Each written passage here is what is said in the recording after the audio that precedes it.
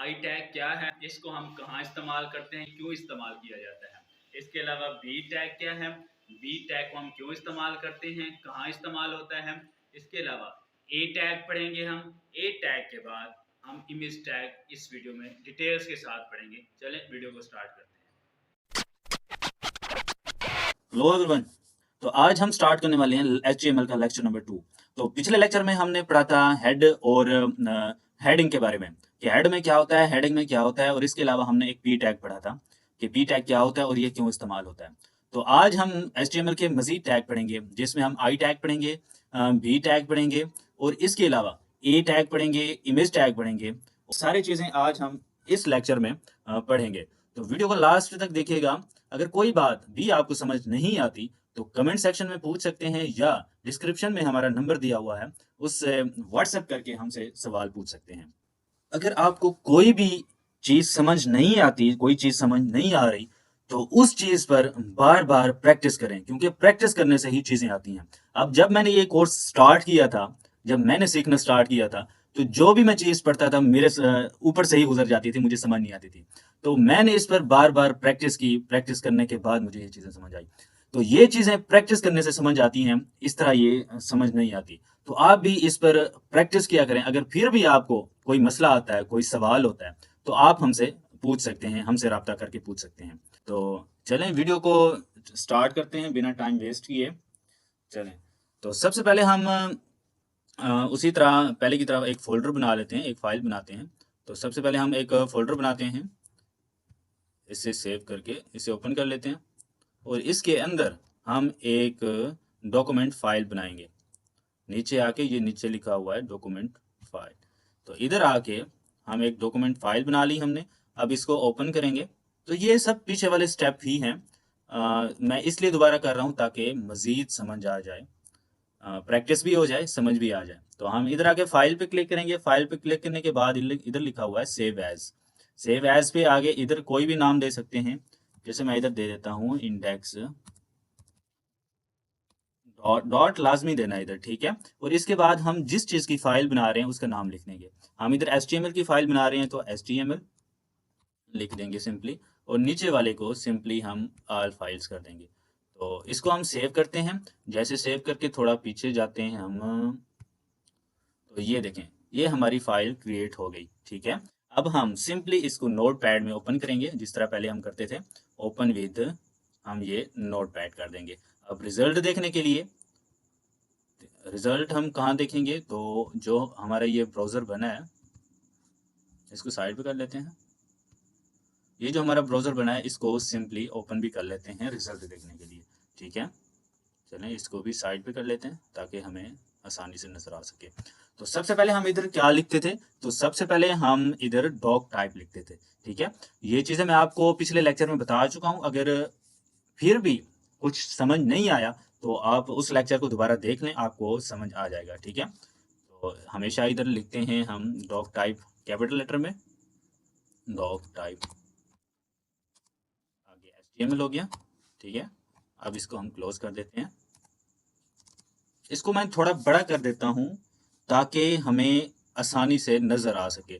पिछले लेक्चर में थोड़ा स्मॉल लिखा हुआ तो समझ नहीं आ रहा था, तो दोस्तों ने कहा था कि थोड़ा बड़ा करके समझाया करें, तो इस तरह समझ नहीं आती। चलें मैंने इसको थोड़ा बड़ा कर दिया। अब आई होप सो नज़र आ रहा होगा, समझ आ रहा होगा। तो चलें आगे हम जैसे लिखते थे, HTML हो गया हमारा, ठीक है। अब इसको क्लोज इधर ही कर देंगे ताकि बाद में भूल ना जाए, ठीक है। HTML, ये हमारा क्लोजिंग टैग हो गया, ठीक है। अब इसको थोड़ा नीचे कर देंगे। अब इधर हमारा आ जाता है हेड, हेड जिसमें हम टाइटल लिखते हैं, ठीक है। इसको भी क्लोज कर देंगे हम। क्लोज करने के लिए ये याद रखा करें कि ये फॉरवर्ड स्लैश जो है ना, ये लाजमी देनी है, ठीक है। फॉरवर्ड स्लैश के बगैर हमारा ये टैग क्लोज नहीं होगा, ठीक है। तो ये हम इसको क्लोज कर देते हैं। इसको हम थोड़ा नीचे कर देते हैं ताकि खूबसूरत नज़र आए, ठीक है। तो हमने इसको नीचे कर दिया। अब हम दरमियान में अपना लिखेंगे टाइटल, टाइटल का एक टैग दे देंगे। तो ये सारी चीज़ें हम पिछले लेक्चर में पढ़ चुके हैं। ये इसलिए मैं दोबारा इधर लिख रहा हूँ ताकि रिपीट हो जाए, ठीक है। इसको क्लोज कर देते हैं। टाइटल, ये हो गया हमारा टाइटल। दरमियान में हमारा जो टाइटल है, जैसे मेरा नाम इशफाक है तो मैं अपना नाम ही लिख देता हूँ, ठीक है। हमारा ये टाइटल हो गया। तो आगे हमारा जो अगला पार्ट होता है वो हमारा होता है बॉडी का, ठीक है। हम बॉडी लिखते हैं इधर, इसको क्लोज कर देते हैं सिंपली। तो ये हमने क्लोज कर दिया, इसको हम थोड़ा नीचे कर देते हैं ताकि हमें आसानी हो सके, ठीक है। ये थोड़ा ज़्यादा ही नीचे हो गया, चलें जी।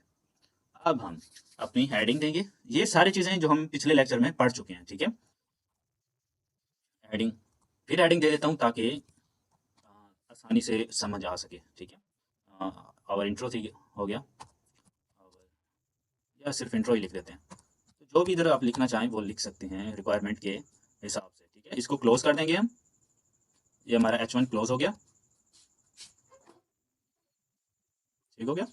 अब हम जो मेन चीज़ हमने इधर पढ़नी है ना, जो मैं आपको बता रहा था कि आई टैग और बी टैग, तो इस में ही हम आई टैग और बी टैग पढ़ेंगे। तो सबसे पहले कोई भी हम पैरा लिखते हैं, कोई भी हम बड़ी चीज़ लिखते हैं, तो उसमें हम पी टैग का इस्तेमाल करते हैं, ठीक है। तो मैं इधर पी टैग सिंपली टाइप कर देता हूँ, इसको क्लोज भी कर देते हैं, पी टैग। अब इसके दरमियान में हमें जो पैरा लिखना है, हमारा जो इंट्रो है, हम इसके दरमियान में लिखेंगे। मैं कुछ भी लिख देता हूँ, hello there, my name is Mohammad Ishfaq, ठीक है। ये हो गया हमारा इंट्रो हो गया। अब हम इसके अंदर ही दो टैग्स पढ़ेंगे, ठीक है। आई टैग और बी टैग। आई टैग क्या होता है और बी टैग क्या होता है, ठीक है। आई टैग, हम अगर कोई भी इधर जो टेक्स्ट लिखा हुआ है, अगर हम उसको थोड़ा टेढ़ा करके यानी इटैलिक स्टाइल में लिखना चाहते हैं, तो हम आई टैग का इस्तेमाल करेंगे, ठीक है। जैसे फॉर एग्जांपल मैं आपको करके दिखाता हूँ।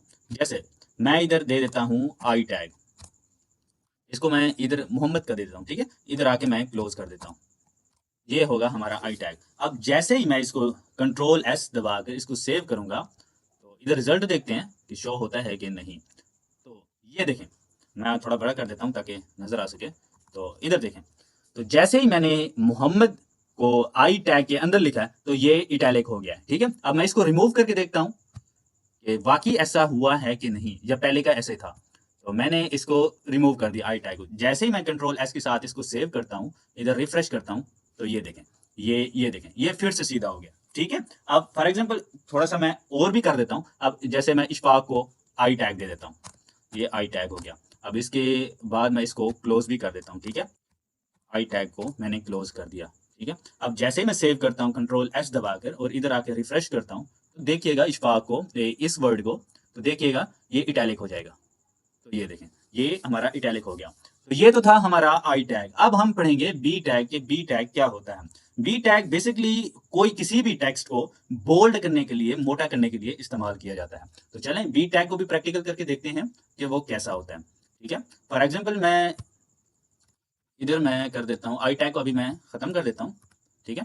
तो मोहम्मद को मैं बी टैग दे देता हूँ, ठीक है। ये हमारा हो गया, इसको मैं आके इधर क्लोज कर देता हूँ। तो जैसे ही मैं इधर सेव करता हूँ, मैं थोड़ा इसको ओवर लाइन दे देता हूँ ताकि आसानी से समझ आ सके। तो जैसे मैं इसको कंट्रोल एस के साथ सेव करता हूँ, तो देखिएगा, ये देखें, इधर आके देखें, ये हमारा बोल्ड हो गया। तो ये जो दो टैग्स थे, आई टैग और बी टैग, ये बेसिकली आई टैग इटैलिक करने के लिए, यानी उसको थोड़ा सा टेढ़ा यानी स्टाइलिश करने के लिए हमें काम आता है, और बी टैग टेक्स्ट को बोल्ड करने के लिए इस्तेमाल किया जाता है। तो ये तो थे हमारे आई टैग और बी टैग। अब आगे अगला जो हमारा टैग है वो है ए टैग। ए टैग, या इससे पहले हम पढ़ लेते हैं इमेज टैग का, ठीक है। तो इमेज टैग क्या होता है? तो इमेज टैग बेसिकली इमेज लगाने के लिए इस्तेमाल किया जाता है। अगर हमें वेबसाइट में इमेज लगानी है तो हम इमेज टैग का इस्तेमाल करते हैं, ठीक है। तो हम थोड़ा सा आगे जाके इधर हम इमेज का टैग बनाते हैं, ठीक है। इसका पहले हम कर दे देते हैं टैग, ये हो गया। ये जो टैग है ना, ये हमें इमेज लगाने के लिए इस्तेमाल किया जाता है, ठीक है। अब इधर इमेज लिखकर हम अब इधर एक एट्रीब्यूट इस्तेमाल करते हैं SRC का, ठीक है। हम इधर एट्रीब्यूट का इस्तेमाल करेंगे SRC का, तो ये इमेज लगाने के लिए लाजमी होता है, ठीक है।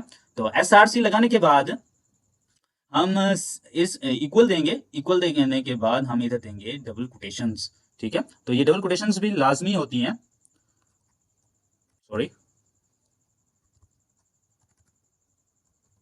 ये होगी हमारी डबल कोटेशंस। तो इन डबल कोटेशंस के दरमियान में जो हमारी इमेज का नाम होगा, हम सिंपली उस इमेज का इधर नाम लिख देंगे। फॉर एग्जांपल कोई भी इमेज हो सकती है, जैसे हम कोई भी इधर से इमेज हम उठा लेते हैं, ठीक है, इधर से हम कोई भी इमेज उठा लेते हैं। तो इधर आके हम इधर से कोई भी इमेज को हम कॉपी कर लेते हैं। चलें इसको कॉपी कर लेता हूं मैं, ठीक है। तो इस इमेज को मैंने कॉपी कर लिया। इसको कॉपी करने के बाद हम वापस अपने फोल्डर में जाएंगे। तो जो हमने कॉपी इमेज की है, तो हम इसको इधर सिंपली पेस्ट कर देंगे अपने फोल्डर। तो याद रखिएगा, जो भी हम इमेज अपनी वेबसाइट में लगाएंगे, तो उस इमेज को हम इधर अपने फोल्डर में लेके आएंगे। जब इधर लेके आएंगे तो बाद में हमारी वो इमेज लगेगी, ठीक है। तो मैंने इधर पेस्ट कर ली, तो ये आ गई हमारी इमेज। तो हम अपने नोटपैड में चलते हैं।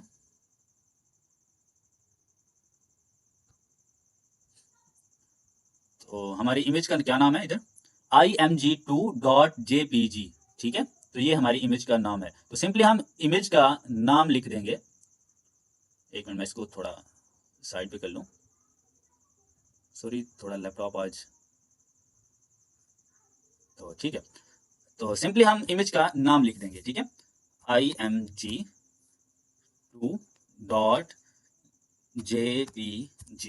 ठीक है। ये हो गया हमारा इमेज टैग। अब हम इसको सिंपली क्लोज कर देंगे। अब जैसे मैं इसको कंट्रोल एस दबाकर सेव करता हूं, तो इधर चेक करते हैं कि हमारी इमेज लगी है या नहीं। तो ये देखें, ये हमारी इमेज लग चुकी है। तो ये बहुत बड़ी इमेज है। तो हम इसको छोटा करने के लिए इधर हम सिंपली विड्थ दे देंगे, ठीक है। इसको छोटा करने के लिए हम इसकी विड्थ दे देंगे। विड्थ इज इक्वल टू, जब भी कोई इमेज साइज में ज्यादा बड़ी हो जाए या छोटी हो जाए, उसको विड्थ दे दिया करें। तो विड्थ देने से वो इमेज जितनी आप लगाना चाहें उतनी लगा सकते हैं, ठीक है। तो मैं इमेज की इधर विड्थ दे देता हूँ 10px। जैसे ही मैं सेव करता हूँ कंट्रोल एस के साथ, इधर आके मैं रिफ्रेश करता हूँ, तो ये बहुत छोटी हो गई है। तो मैं इसको थोड़ा बड़ा कर देता हूँ। इसको मैं कर देता हूँ 100px। इसको कंट्रोल एस के साथ मैं सेव करता हूँ, तो रिफ्रेश इधर आके करता हूँ। तो ये देखें, तो ये हमारी इमेज लग गई है, ठीक है। तो आई होप सो इमेज वाला टैग आपको समझ आ गया होगा। तो बाकी अगर कोई भी बात समझ ना आए तो पूछ लिया करें और ज्यादा से ज्यादा प्रैक्टिस किया करें, क्योंकि ये चीजें प्रैक्टिस से आती हैं। अगर ना समझ आए तो इसी वीडियो को दोबारा देख लीजिएगा। अब आगे हम बढ़ते हैं। अगला जो हमारा स्टेप है वो है लिंक लगाना, कि लिंक कैसे लगाते हैं, ठीक है। तो हम इधर लिंक लगाना सीखेंगे, जो कि ए टैग हम पढ़ेंगे। ए टैग के अंदर लिंक लगाते हैं, ठीक है। तो हम अब ए टैग पढ़ेंगे, ठीक है। ए टैग होता क्या है, तो ए टैग बेसिकली लिंक लगाने के लिए काम आता है, ठीक है। तो सबसे पहले हम दे देते हैं ए। अब इसके अंदर जो मेन चीज लिखनी है वो क्या है, तो इसके अंदर हम लिंक लगाने के लिए कुछ ऐड करते हैं। इसके अंदर हम लिखते हैं href, ठीक है। href इज इक्वल टू, तो इधर हम देंगे डबल कोटेशंस। डबल कोटेशन देने के बाद हम इसके अंदर लिखेंगे एच, ये हम लिख रहे हैं लिंक बनाने के लिए HTTP, ठीक है। इसके बाद हम देंगे फॉरवर्ड स्लैश। फॉरवर्ड स्लैश के बाद आप क्या करेंगे, फॉरवर्ड स्लैश के बाद हम जिस चीज को लिंक बनाना चाहते हैं, जिस चीज का लिंक बनाना चाहते हैं, वो चीज हम सिंपली इधर टाइप कर देंगे, ठीक है। एग्जाम्पल के तौर पर इधर डबल फॉरवर्ड स्लैश देंगे, ठीक है, सॉरी, डबल फॉरवर्ड स्लैश देंगे। इसके बाद फॉर एग्जाम्पल मैं किसी चीज को ऐसे लिंक, फॉर एग्जाम्पल गूगल को बना देता हूँ। गूगल को आप इधर कोई भी लिंक रिक्वायरमेंट के हिसाब से बना सकते हैं, ठीक है। मैं गूगल को लिंक बना देता हूँ google.com। तो ये हमारा बन गया लिंक। ये अभी मुकम्मल नहीं हुआ, इसको हम खत्म बंद करते हैं। अब इसका दे देते हैं ए टैग का क्लोजिंग टैग, सॉरी, इधर फॉरवर्ड स्लैश लाजमी देनी है, ठीक है। तो ये हो गया इसका क्लोजिंग टैग। क्या अभी चेक करते हैं कि ये इधर शो होता है या नहीं, इधर शो होता है कि नहीं। जैसे मैंने इसको सेव किया कंट्रोल एस के साथ, ये देखिए हमें इधर कोई भी लिंक शो नहीं हो रहा, ठीक है। अब लिंक को शो करवाने के लिए हम इधर कुछ ना कुछ टेक्स्ट लिखते हैं। कोई भी हम टेक्स्ट लिख देंगे जिस चीज का हम लिंक बनाना चाहते हैं, जिस नाम से हम लिंक बनाना चाहते हैं। तो मैं फॉर एग्जांपल इधर अपने नाम का बना देता हूँ ISHFAQ, अपने नाम का, जैसे मेरा नाम इशफाक है तो मैं इसको लिंक बनाना चाहता हूँ। अब जैसे ही मैंने इसको कंट्रोल एस के साथ सेव किया, देखें इधर जैसे मैं इसको रिफ्रेश करता हूँ तो इधर देखिएगा एक लिंक बन जाएगा। कंट्रोल ये किया मैंने, तो सॉरी, मैंने इधर एक गलती कर दी है। इधर हमने लिख दिया है डबल एफ, जो कि इधर आना चाहिए था सिंगल एफ। ठीक है, अब जैसे ही मैं इसको सेव करता हूँ कंट्रोल एस के साथ, ये अभी तक हमारा लिंक नहीं बना था क्योंकि मैंने इधर लिखा हुआ था डबल एफ, तो इधर आना था सिंगल एफ। ठीक है, तो मैं जैसे ही अब इसको सेव करता हूँ तो ये देखें, ये हमारा लिंक तैयार हो चुका है। अब लिंक की निशानी क्या है, कैसे पता चलेगा कि ये हमारा लिंक बन चुका है? तो जैसे ही हम इस पर आते हैं तो ये देखें, इसका कर्सर चेंज हो चुका है, हाथ की शक्ल का इसका कर्सर आ जाएगा। एक तो इसकी निशानी ये है कि ये लिंक बन चुका है। अब दूसरी निशानी क्या है? दूसरी निशानी ये इसका ब्लू कलर है, लिंक हमेशा ब्लू कलर में हो जाएगा। अब इसके अलावा तीसरी हमारे पास निशानी है, वो है हमारे पास, जैसे ही हम इस पर ऊपर कर्सर रखते हैं तो ये नीचे हमारे पास एक लिंक बन के आ जाता है। ये देखें, ये जैसे मैं इसके ऊपर रखता हूँ, ये देखें, ये नीचे लिंक बन के आ जाता है। तो ये तो तीन चीजें थी जिससे हम पता कर सकते हैं कि बाकी ये लिंक बना है या नहीं, या लिंक है या नहीं। तो आज हम, मेरे ख्याल में वीडियो बहुत लंबी हो चुकी है, तो मेरे ख्याल में आज इतना काफी है। तो अगली वीडियो में हम इंशाल्लाह पढ़ेंगे लिस्ट के बारे में, कि लिस्ट क्या होती है, कैसे बनाई जाती है, क्यों बनाई जाती है, और हमारे क्या काम आ सकती है। तो ये सब चीजें हम अगले लेक्चर में पढ़ेंगे। तो कोई भी अगर आपको बात समझ नहीं आती तो हमें व्हाट्सएप कर सकते हैं, नंबर हमारा नीचे डिस्क्रिप्शन में दिया गया है। ठीक है, उम्मीद करता हूं कि आपको समझ आ गई होगी। अगर नहीं आई तो फिर भी पूछ सकते हैं हमसे। अगर अभी तक हमारे चैनल को आप लोगों ने सब्सक्राइब नहीं किया तो प्लीज इसको सब्सक्राइब कर दें और साथ ही बेल आइकन को जरूर प्रेस कर दें, ताकि हमारी न्यू आने वाली वीडियो आप तक पहुंचती रहे। Take care. तो मिलते हैं हम अपने लेक्चर में।